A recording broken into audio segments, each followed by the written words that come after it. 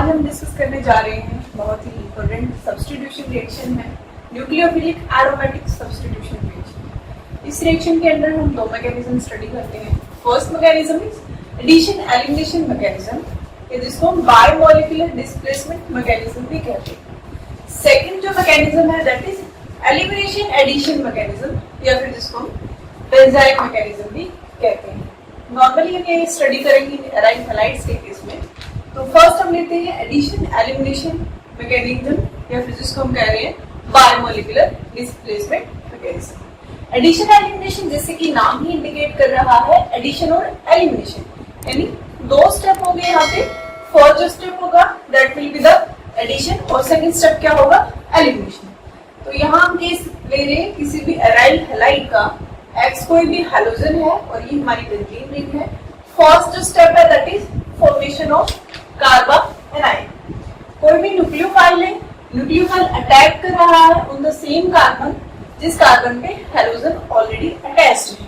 अब क्योंकि ये विद इलेक्ट्रॉन पेयर है तो यहाँ से जो डबल बॉन्ड है वो ऑर्थो पोजीशन पे शिफ्ट कर जाएगा। अब यहाँ पे formation of carbon A9 intermediate हो गया है। हमें पता है ये जो एनाइन है वो क्या होगा, रेजोनेंस स्टेबलाइज्ड होगा। तो इस तरीके से हम इसकी रेजोनेटिंग स्ट्रक्चर शो कर सकते हैं। ठीक है, ये है कार्बन एनाइन इंटरमीडिएट, ऑल्सो इसको कहते हैं मीसेनहेमर कॉम्प्लेक्स।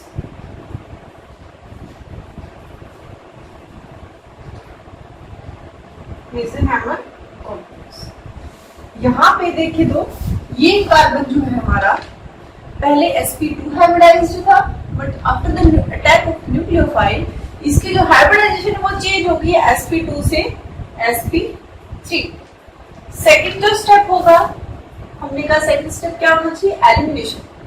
तो यहाँ से सेकंड स्टेप जो होगा that will B elimination of halide ion. हमारे पास जो कॉम्प्लेक्स बना है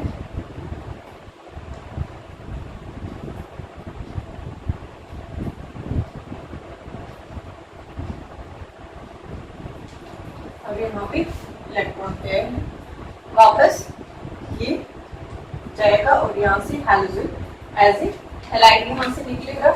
अगर यहाँ पे देखें जो एरोमेटिसिटी है फर्स्ट स्टेप में डिस्ट्रॉय हो गई थी, सेकंड स्टेप जो है उसमें जो एरोमेटिसिटी है वो वापस रिगेन हो जाएगी। तो ये हमारा प्रोडक्ट बनेगा, product of addition elimination mechanism.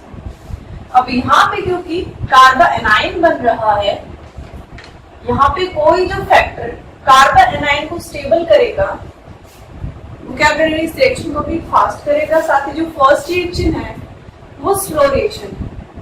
Slow reaction जो होती है उसको हम कहते हैं RDS, रेट डिटरमिनिंग स्टेप, यानी फॉर्मेशन ऑफ जो इंटरमीडिएट है कार्बन एनाइन इंटरमीडिएट वो क्या है, हमारी रेट डिटरमिनिंग रिएक्शन है।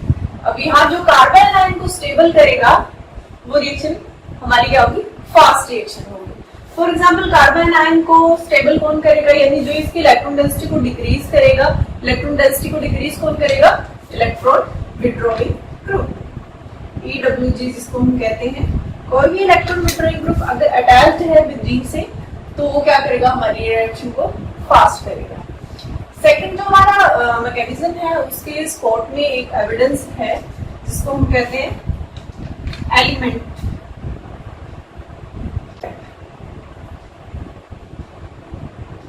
एलिमेंट इफेक्ट क्या है, एलिमेंट इफेक्ट एक ऐसा इफेक्ट है कि हम क्या करते हैं, हमारा रिएक्टेंट जो है उसमें किसी एलिमेंट को चूज करते हैं और उसके ऊपर हम देखते हैं उसकी नेचर से क्या इफेक्ट आएगा हमारी रिएक्शन की रिएक्टिविटी पे।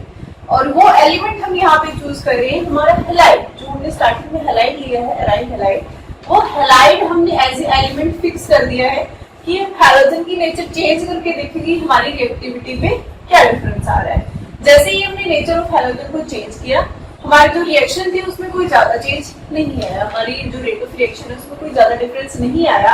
इसका मतलब क्या है कि यानी जो कार्बन और हैलोजन जो बॉन्ड है उस पे हमारी रिएक्टिविटी कोई खास डिपेंडेंट नहीं है, यानी वो जो हैलोजन और कार्बन का बॉन्ड ब्रेक है वो हमारे रेट डिटरमिनिंग स्टेप में नहीं हुआ, इसलिए वो दूसरा स्टेप होगा जो कि हमारा फर्स्ट स्टेप जिसमें एडिशन होता है, यानी कार्बन और हैलोजन के बॉन्ड स्ट्रेंथ पे रिएक्टिविटी का कोई खास फर्क नहीं पड़ता है।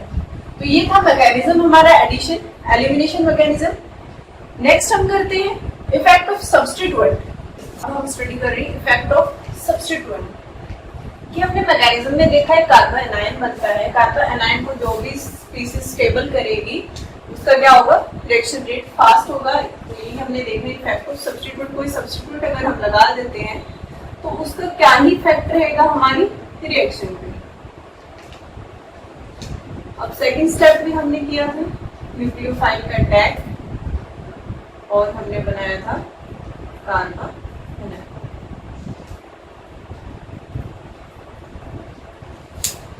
अब कार्बन आयन में नेगेटिव इलेक्ट्रॉन डेंसिटी है, यानी यहाँ पे कोई इलेक्ट्रॉन विड्रॉइंग क्या करेगा, इस कार्बन आयन को स्टेबल करेगा। यानी कोई भी electron withdrawing group such as cyanide हो सकता है और नाइट्रो ग्रुप हो सकता है, कार्बोक्सिलिक ग्रुप हो सकता है। कोई भी ऐसा ग्रुप जो इलेक्ट्रॉन विड्रॉइंग हो और किस पोजीशन पे हो, ऑर्थो या पैरा पोजीशन। ऑर्थो और पैरा पोजीशन किससे, विद रिस्पेक्ट टू हैलोजन। अगर हैलोजन के ऑर्थो या पैरा पोजीशन पे कोई भी इलेक्ट्रॉन विड्रॉइंग ग्रुप अटैच्ड है तो हमारी जो रिएक्शन है वो फास्ट होगी। इसके पॉजिटिव इफेक्ट होगा electron releasing group. Electron releasing group for example OH है, NH2 है, NHR है, बहुत सारे ग्रुप है जिनके इलेक्ट्रॉन रिलीजिंग इफेक्ट होता है।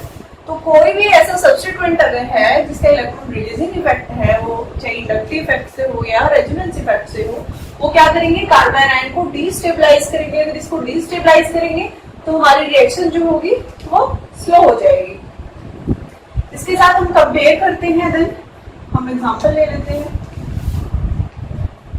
फर्स्ट हमने लिया है पैरा नाइट्रो क्लोरोबेंजीन, सेकेंड हमने ले लिया है क्लोरोबेंजीन और थर्ड हम ले लेते हैं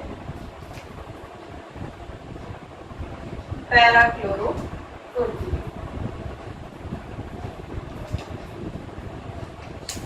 यहाँ हम देख रहे हैं इफेक्ट ऑफ सब्स्टिट्यूएंट। हमने जो सब्स्टिट्यूएंट ऐड किए हैं वो अलग अलग है। यहाँ पे हमने कोई सब्स्टिट्यूएंट ऐड नहीं किया है। यहाँ पे हमने नाइट्रो ग्रुप जो कि इलेक्ट्रॉन विड्रॉइंग है और यहाँ पे हमने मिथाइल ग्रुप लिया है जो कि प्लस आई इफेक्ट शो करता है, इंडक्टिव इफेक्ट, रिलीजिंग इफेक्ट। अगर यहाँ पे हम देखें रेट ऑफ रिएक्शन या रिएक्टिविटी ऑर्डर, तो रिएक्टिविटी ऑर्डर हमारे जो मैकेनिज्म है उसके अकॉर्डिंग क्या होना चाहिए। जो नाइट्रो ग्रुप है वो इलेक्ट्रॉन विड्रॉइंग है, इलेक्ट्रॉन विड्रॉइंग है तो हमारे कार्बन आयन को स्टेबल करेगा, स्टेबल करेगा तो हमारी रिएक्शन जो है वो फास्ट होगी। इसलिए ये रिएक्शन क्या होनी चाहिए, फास्ट होनी चाहिए एज कंपेयर टू क्लोरोबेंजीन, क्योंकि क्लोरोबेंजीन में कोई भी इलेक्ट्रॉन विड्रॉइंग या कोई भी सब्स्टिट्यूएंट हमने अटैच नहीं किया है। सेकेंड, अगर हम बात करें comparison of with parachlorotoluene with chlorobenzene, तो यहाँ पे जो CH3 है उसका प्लस आई इफेक्ट होता है। प्लस आई इलेक्ट्रॉन रिलीजिंग इफेक्ट है जो क्या करेगा, नेगेटिव चार्ज डेंसिटी को क्या करेगा, इंक्रीज करेगा और बढ़ाएगा, यानी इसको क्या करेगा, डिस्टेबलाइज करेगा। डिस्टेबलाइज करेगा तो एज कंपेयर टू पैराक्लोरोबेंजीन इसकी जो रिएक्टिविटी है वो कम होनी चाहिए। और यही हमारी रिएक्टिविटी ऑर्डर आता है जब हम प्रैक्टिकली इन जो सब्स्टिट्यूएंट हम अटैच करके अगर rate of reaction find out करें। इसलिए हमारा मैकेनिज्म जो है एडिशन एलिमिनेशन मैकेनिज्म वो बिल्कुल सही। नेक्स्ट हम बात करते हैं ओरिएंटेशन की, कि हम कह रहे हैं ऑर्थो पैरा पे सब्स्टिट्यूएंट है उसका ही हमने मेनली इफेक्ट क्यों माना है। अगर कोई सब्स्टिट्यूएंट मेटा पे है तो उसका क्या इफेक्ट रहेगा,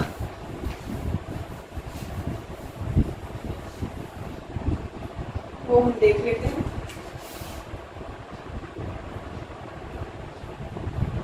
हमने यहाँ पे मान लिया है ये हमारा हैलाइड है और यहाँ पे हमने जो इलेक्ट्रॉन विड्रॉइंग ग्रुप है उसको ऑर्थो पोजीशन पे अटैच किया है। सेकंड में हमने क्या किया है, जो इलेक्ट्रॉन विड्रॉइंग सब्स्टिट्यूएंट है उसको हमने अटैच करवाया है मेटा पोजीशन पे विद रिस्पेक्ट टू हैलोजन। और लास्ट स्टेप में हमने करवाया है पैरा पोजीशन। अब तीनों पे हम न्यूक्लियोफिलिक अटैक करवा के देखेंगे। हमें पता है क्या बनना है, कार्बन आयन बनना है, वो हम बना देते हैं।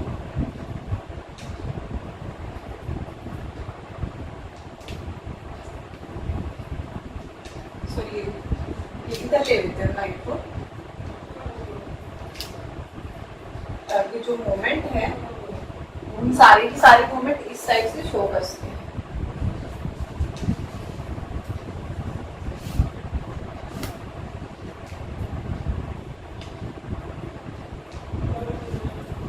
यहाँ पे कार्बन आयन बन गया है और ये हमारी स्ट्रक्चर है। नेक्स्ट हमें बताइए कार्बन आयन क्या है, रेजोनेंस स्टेबलाइज्ड है।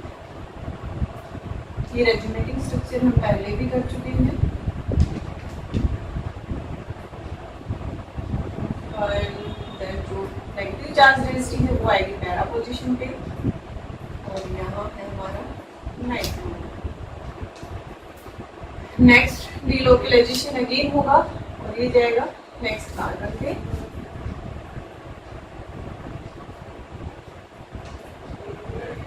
Negative charge density again ortho पे आ गई है।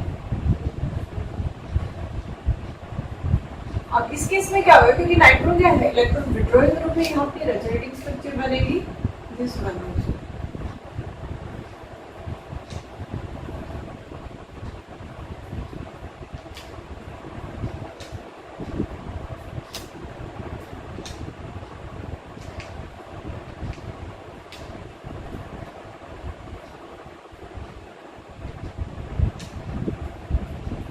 तो ये हमारी रेजोनेटिंग स्ट्रक्चर बनती है। नेक्स्ट हम करते हैं मेटा के केस में, जो हमारा न्यूक्लियोफाइल अटैक करता है।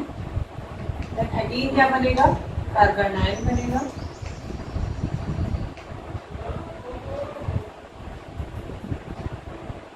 ये हमारा कार्बन आयन बन गया है। अब ये कार्बन आयन क्या है, स्टेबलाइज्ड है।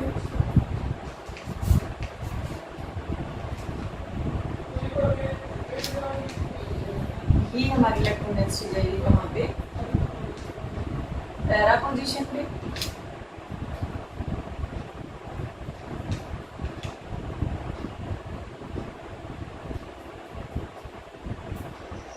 नेक्स्ट स्टेप में क्या होगा, डीलोकलाइजेशन। ये इलेक्ट्रॉन डेंसिटी जाएगी, नेगेटिव चार्ज जो डिस्पर्स होगा वो होगा हमारी ऑर्थो पोजीशन।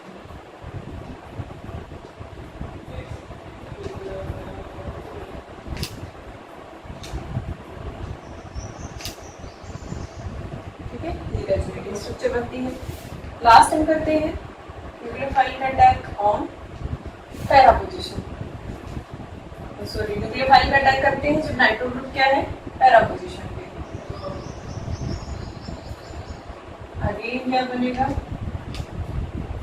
हमारा कार्बन आयन बनेगा।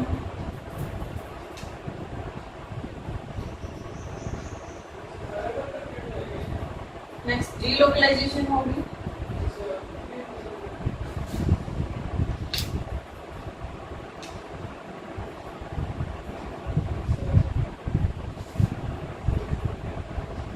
जो चार्ज डेंसिटी है वो जाएगी पैरा पोजीशन पे। नेक्स्ट डीलोकलाइजेशन होगा।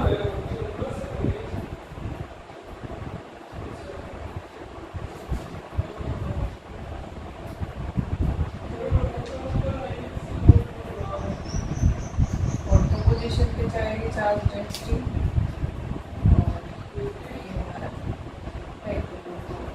अब यहाँ पे ये जो हमारी रेजोनेटिंग स्ट्रक्चर है, इसमें इधर क्या है, इलेक्ट्रॉन विड्रॉइंग है।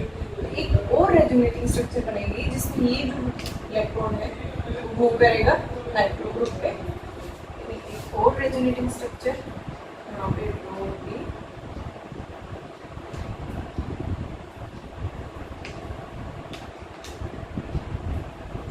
इसमें ये जो डबल बॉन्ड है वो आएगा इधर, ये जो O है वो नेगेटिव हो जाएगा, फिर इलेक्ट्रॉन पे ये जो इलेक्ट्रॉन है वो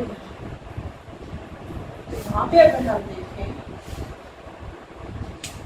तो हम हम कह रहे थे कि जो इलेक्ट्रॉन विड्रॉइंग ग्रुप है वो ऑर्थो या फिर पैरा पे क्यों होना चाहिए, उस पर क्या ज्यादा इफेक्ट आता है। ऑर्थो और पैरा पे देखें तो वहाँ पे हमारी 4 रेजोनेटिंग स्ट्रक्चर बन गए हैं, ऑर्थो के केस में भी और पैरा के केस में भी। लेकिन अगर हम बात करें मेटा के केस में, तो मेटा के केस में क्या है, सिर्फ 3 ही रेजोनेटिंग स्ट्रक्चर बन रही है। साथ ही यहाँ पे मेटा पे जब हम सब्स्टिट्यूट लेते हैं, मेटा पे कोई भी नेगेटिव चार्ज डेंसिटी नहीं आती जिससे नाइट्रो क्या कर सके, अब इलेक्ट्रॉन डेंसिटी को विड्रॉ कर सके। इसलिए जो इफेक्ट ऑफ सब्स्टिट्यूएंट है या ओरिएंटेशन हम कहिए तो सब्स्टिट्यूएंट की, तो ऑर्थो और पैरा पोजीशन पे ही जब हमारे इलेक्ट्रॉन विड्रॉइंग ग्रुप आता है तब हमारी जो रिएक्टिविटी है या हम कह सकते हैं स्टेबिलिटी जो है कार्बन आयन की ज्यादा होती है। नेक्स्ट हम कर रहे हैं हमारा सेकंड जो मैकेनिज्म है that is elimination addition mechanism है, जिसको हम बेंजाइन मैकेनिज्म भी कहते हैं।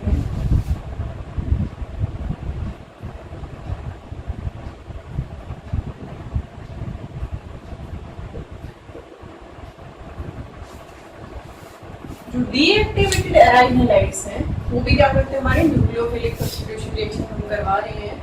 लेकिन अगर हम क्या करें, बहुत ही स्ट्रॉन्ग बेस ले लेते हैं, फॉर एग्जांपल हम ले रहे हैं chlorobenzene with potassium in presence of liquid ammonia,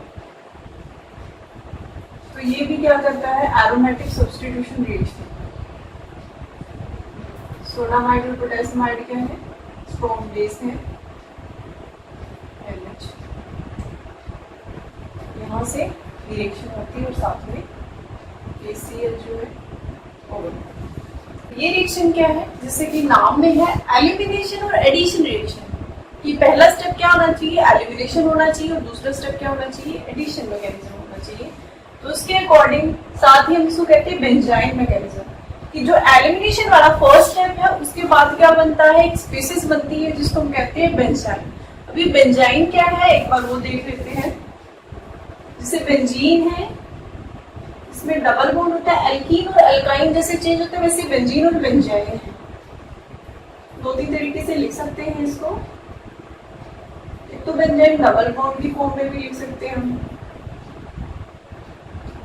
एक सिंपल जो एरोमेटिक रिंग बनाते हैं उसके साथ भी हम लिख सकते हैं।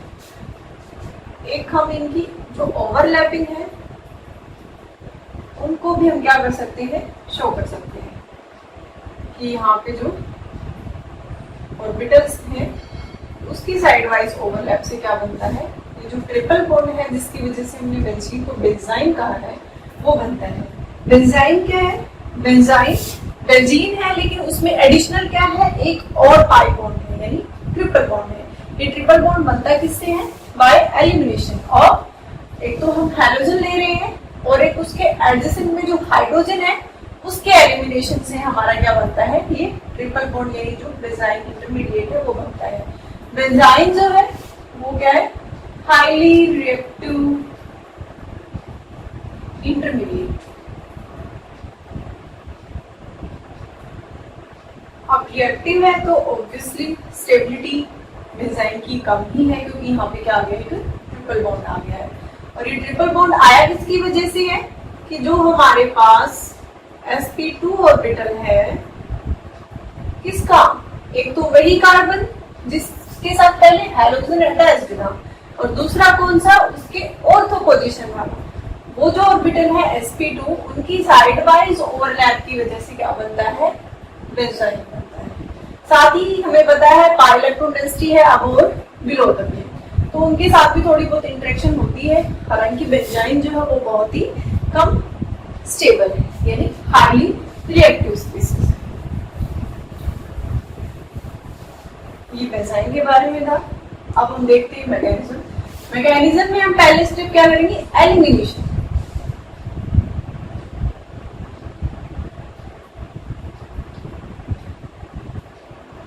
एलिमिनेशन में देखिए ये हम ले रहे हैं स्ट्रॉन्ग बेस,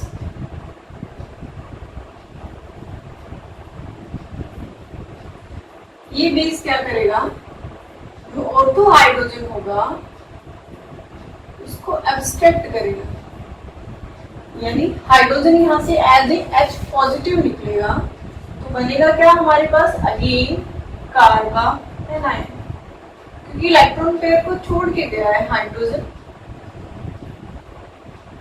ये हम लिख सकते हैं, ये नेगेटिव चार्ज है और साथ में क्या बना है, NH3। सेकेंड स्टेप में क्या होगा, रिमूवल ऑफ हैलाइड आयन। कैसे होगा, ये हमारा जो ये डबल बॉन्ड है, सॉरी जो जो इलेक्ट्रॉन पेयर है वो मूव करेगा, ये कर देते हैं।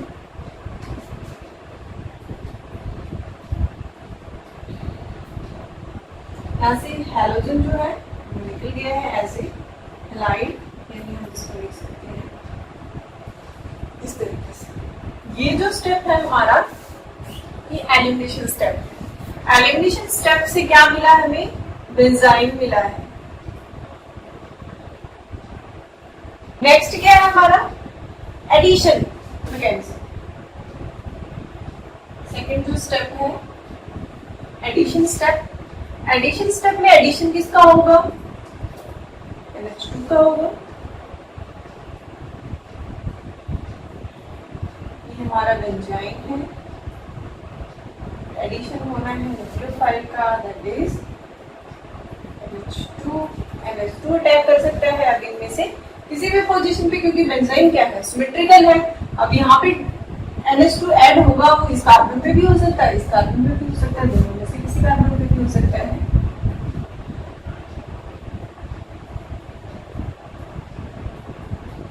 अब हमने दिखा दिया है NH2, मान लो हमने इस पोजीशन पे दिखा दिया, यहाँ पे दिखा सकते हैं सेम कार्बन पे जहाँ पे पहले हमारा हैलोजन था।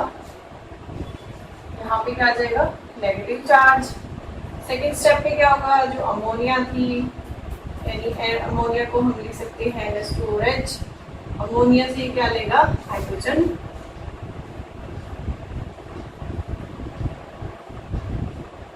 और ये हमारा जो है प्रोडक्ट बन जाएगा, क्या है, एनिलीन, जो कि सब्स्टिट्यूशन प्रोडक्ट है।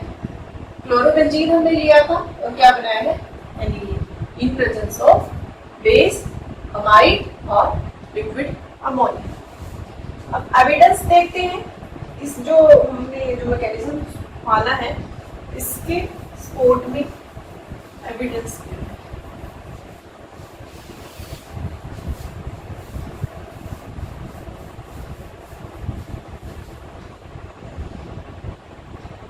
फर्स्ट इज हम ले लेते हैं लैबलिंग। लैबलिंग हम कर रहे हैं कार्बन 13 जिसको हम ले रहे हैं, कार्बन 13 को हमने रिप्रेजेंट किया है by putting a asterisk on the carbon. अब यहाँ पे हमने क्या किया है, जिस कार्बन पे हैलोजन था उसको हमने कार्बन 13 माना है, यानी कार्बन 13 हमने लिया है, वो एस्ट्रिक लगा के ले लिया है। क्लोरीन जब हम क्या करवा रहे हैं, इसकी रिएक्शन करवा रहे हैं with amide and liquid ammonia. तो according to our proposed mechanism हमारे पास क्या बनना चाहिए, सब्स्टिट्यूशन प्रोडक्ट बनना चाहिए। बीच में क्या बनता है, एक स्पीसीज बनती है जिसको हम कह रहे हैं बेंजाइन। और सेकंड स्टेप में क्या बनेगा, एनिलीन बनेगा। अब ये जो एनिलीन है हमें एक की बजाय क्या मिलता है, मिक्सचर ऑफ प्रोडक्ट। ये मिक्सचर ऑफ प्रोडक्ट क्यों बना है, एक तो हमें जो सब्स्टिट्यूशन प्रोडक्ट मिलता है सेम कार्बन जो कि क्या था हमारा लेबर्ड कार्बन था, उसी कार्बन पे मिलता है। सेकेंड हमें मिलता है उसकी ऑर्थो पोजीशन पे। अब इसका क्या मतलब हुआ, हम तो सब्स्टिट्यूशन जब भी करवाते हैं डायरेक्ट हमें उसी कार्बन पे सब्स्टिट्यूशन प्रोडक्ट मिलता है। इसका मतलब वहां पे बीच में कोई ना कोई ऐसी स्पीसीज बनी है जो सिमेट्रिकल है, चाहे उसके सेम पोजीशन पे अटैक हो या उसके ऑर्थो पे अटैक हो, तो वहां पे कोई डिफरेंस नहीं आता है। तो वही हमारी जो स्पीसीज है वो कौन सी स्पीसीज है, बेंजाइन स्पीसीज है। सब्स्टिट्यूटेड बेंजीन ली है, फॉर एग्जांपल हमने पैराक्लोरोप्रोपीन लिया है, जब इसकी रिएक्शन हम करवाते हैं NH2 और अमोनिया की प्रेजेंस में, तो हमें प्रोडक्ट जो मिलेगा सेम एक तो हमें मिलेगा पैरा पोजीशन में, इसके साथ ही सेकेंड हमें मिलेगा मेटा टू मिथाइल ग्रुप। इसी तरीके से हम और भी सब्स्टिट्यूएंट यूज कर सकते हैं। नेक्स्ट जो एविडेंस है इन support of design mechanism that हमने क्या लिया, ये हमने क्लोरोबेंजीन लिया है, इसके साथ जो हाइड्रोजन है उसको हमने क्या ले लिया, हाइड्रोजन को ड्यूटेरियम। ऑर्थो ड्यूटेटेड क्लोरोबेंजीन जब हमने लिया तो यहाँ से जो हम रिएक्शन कर रहे हैं NH2 और अमोनिया के साथ, तो ये रिएक्शन क्या थी, स्लो थी। सिमिलर अगर हम क्या लें, इसकी जगह हाइड्रोजन अगर ले लेते हैं, क्लोरो हाइड्रोजन, तो ये रिएक्शन क्या थी, फास्ट। इसका क्या मतलब है, इसका मतलब है कि जो हमारा रेट डिटरमिनिंग स्टेप है उसमें क्या हो रहा है, कार्बन और जो हाइड्रोजन है वो बॉन्ड डिसोसिएट हो रहा है। यहाँ पे जब हम ड्यूटेरियम ले लेते हैं तो कार्बन और ड्यूटेरियम का बॉन्ड स्ट्रॉन्ग होता है as compare to carbon and hydrogen. और साथ ही इससे क्या पता लगता है कि उसमें क्या है, जो मैकेनिज्म है उसमें अल्फा हाइड्रोजन क्या है, इंक्लूडेड है। नेक्स्ट जो एविडेंस है दैट कि हमने क्या लिया, दोनों ऑर्थो पोजीशन क्या ली, ऑक्यूपाइड ली। फिर हम रिएक्शन करवाते हैं।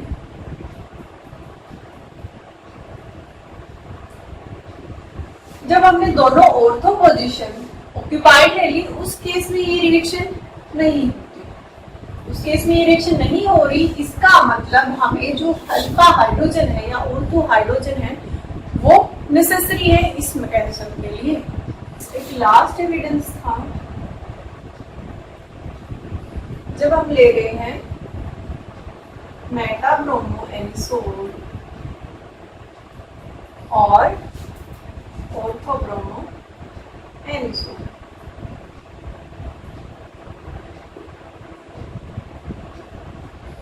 रिएक्शन हम करवा रहे हैं, सेम कंडीशन है, एमाइड और अमोनिया। यहां से हमें मिलता है कॉमन प्रोडक्ट जो कि ऑर्थोब्रोमो एनिसोल से भी मिलता है और मेटाब्रोमो एनिसोल से भी मिलता है।